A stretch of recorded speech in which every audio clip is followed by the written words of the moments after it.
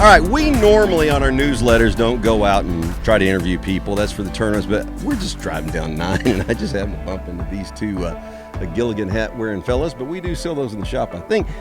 Mr. Carver, board member extraordinaire, good buddy. How you doing? I'm doing great. It's Tuesday afternoon. Okay, that's all I really want to know. Okay, so no, I'm just messing with you. Keep on going. It's hot, but I'm at Whispering Pines, and I was having a great time until you showed up. Well, I love you. We'll edit all that out, I promise.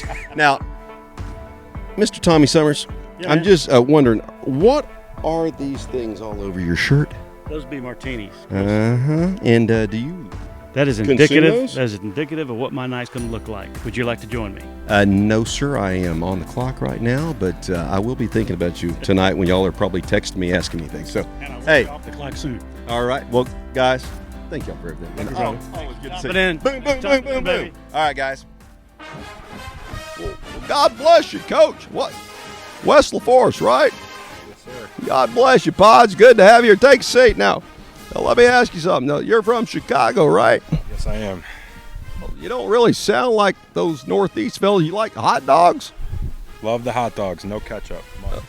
Well, that'd be un-American to do that. Now, what about the Chicago Cubs? You Cubs or White Sox? Go Cubbies. Well, so you and I have traveled to Chicago, and you had to use me to get on all the good golf courses, right? I mean, you didn't have any connect. Oh, we almost lost Bevo there. You don't have any good connections up there, so you had to come to Houston to get them. That's right. And where did we play when we went up there? Chicago golf. Great lemonade. Throw a little vodka in. I would never do that. Shore Acres, Butler National, Rich Farm. Butler National. I didn't see any women out there. What's the problem with that place? Tight fairways. That's what I'm talking about. That was a good politically correct answer. Now, you said you trade commodities for a living. Yes, sir. What exactly is a commodity? I'm messing with you, Wes. Anyways, so you've been a member here for 5 years. What's one of your special moments or something that you love or can tell everybody about Whispering Pines? It's a place that you feel proud to host guests at. My favorite memories are bringing my family up here, and especially bringing my dad up and staying the night and staying in the cottages and making memories that will last forever.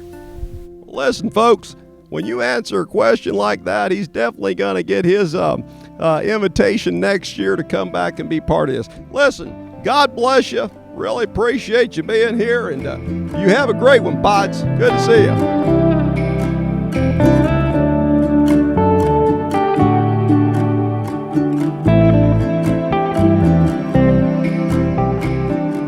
All right, guys, introduce yourselves. I'm Sam Schmidt. I'm Nick Villarreal. Landon Hendricks. And the reason these guys are sitting beside me, we started a new program this year where we bring in interns from around the country. And Mr. Robertson and the family built us some intern housing just off site. So these guys come in and work when they're out of school. They get to play some golf. They help us with our operation. They're going to be future golf professionals. So where did you work last year, Nick? Last year I spent 6 months up at Oakmont in Pittsburgh. Dog track?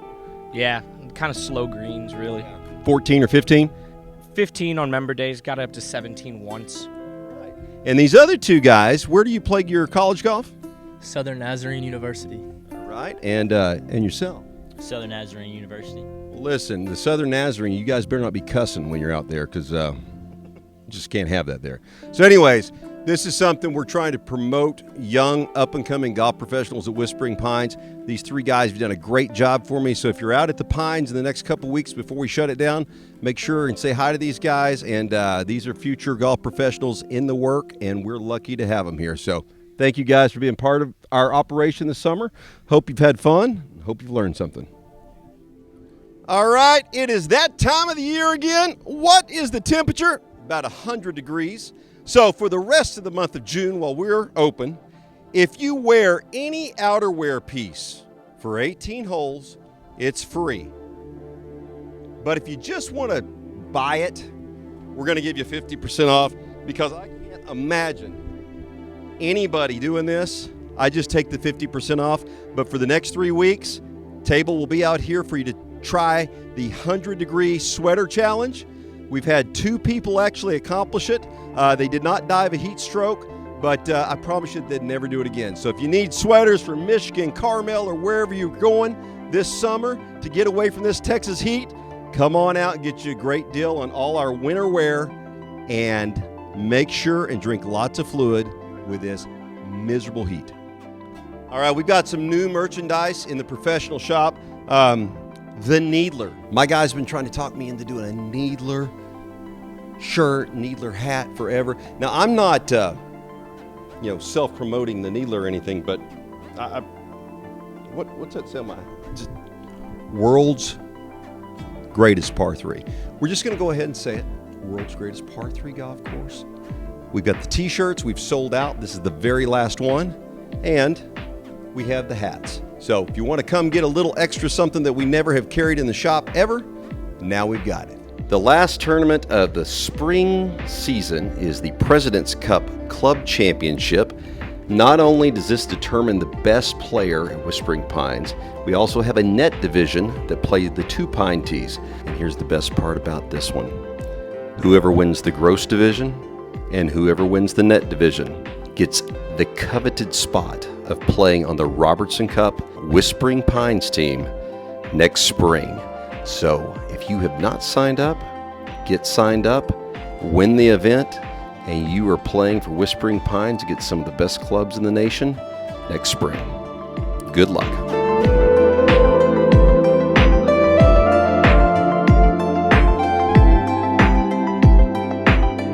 Okay, today's tip, we're going to talk about takeaway and keeping everything connected through the golf swing. You hear that from instructors all the time, connection. All right, so I see tons of my students, they'll whip the club in here like this on the backswing, or they might pick it up with their arms like this, and everything is getting unconnected, so to speak, versus all working the same direction. So, went to Walmart the other day. Once again, if you see me at Walmart, I'm not buying anything except little toys to make all of you better with your golf swings. So, if you know I'm going to Walmart, don't ask me to pick up milk, I'm buying gadget. This ball here, okay? I'm gonna put this in between my elbows. Now, when I take it back, everything, my chest, my arms, the club, are all working in a sequence together. Once again, if I'm here, you see that sequence with a toe coming up. Now, if I pick it up too quick, that ball falls out. If I come around here too much this way, the ball falls out. But if I keep this ball connected in between these elbows, and I just rotate, and then feel the same rotation here, same rotation there, you will stay connected in your golf swing. So work on that. All right, we've got some of the superintendents at the WP Pines hanging out with me. Go ahead and tell me your name. Ben Fisher, And what is your role here, Ben Fisher? new assistant superintendent. All right, love that. Good having you here. You're doing a great job. Cody Fissler, And Cody, how long you been with us? 13 years. 13? My gosh, I've known you longer than I thought. All right, so here's what we're going to do. Michael, we apologize. We're trying to show this. I know we don't hit off this tee, but Club Championship, we will use it and tear it up a little bit. But Cody's going to show us the proper way to fill in a divot. So Cody, I mean, I know this is just normal stuff, but that's as simple as it is, and then you step on it. So we see a lot of people try to make a whole ant mound out of it. No, you want to leave it better than it was, or the best that we can make it. So if somebody happens to hit it, you can still have a shot coming out of it versus a ton of sand or not enough sand. Get it right to the level. Good job. Of course, you're superintendent. Now, number 2, it's getting so hot. You guys better be, whoa. You better be using your sunscreen, but we don't use sunscreen when we're on the grass. And last I checked, the grass doesn't need sunscreen because therefore the sun couldn't get to it and it kills it. So if we would have done this little sunscreen episode in a day or two, you would have brown patches everywhere on the grass. And this always happens on hole number 1 most of the time because that's where people put it on. So remember, guys, if we're going to put on sunscreen, Ben, let's walk over here. This is where you should do it. Places that don't have grass or places that are fake grass. But outside of that, Don't do it on the real grass. We've got our soups here again, and we've got 2 ball marks that were made on the greens, and we wanted to go over the proper way to fix a ball mark and the way we don't want you to do it. So Ben, show me what most people do, and we're going to do it wrong, okay? So we're going to correct this, but I want you to show what we see a lot at Whispering Pines. Kind of just go in and kind of scoop at the bottom to try to get the flat layer up top. So kind of just scoop in there, and we kind of get some of that break up top. So you see what's happened to all those roots are coming up, and they're actually ripping the roots up. Now let's look at the proper way to do it. So Cody, jump in here. Let's fix this one. Let's do it the proper way.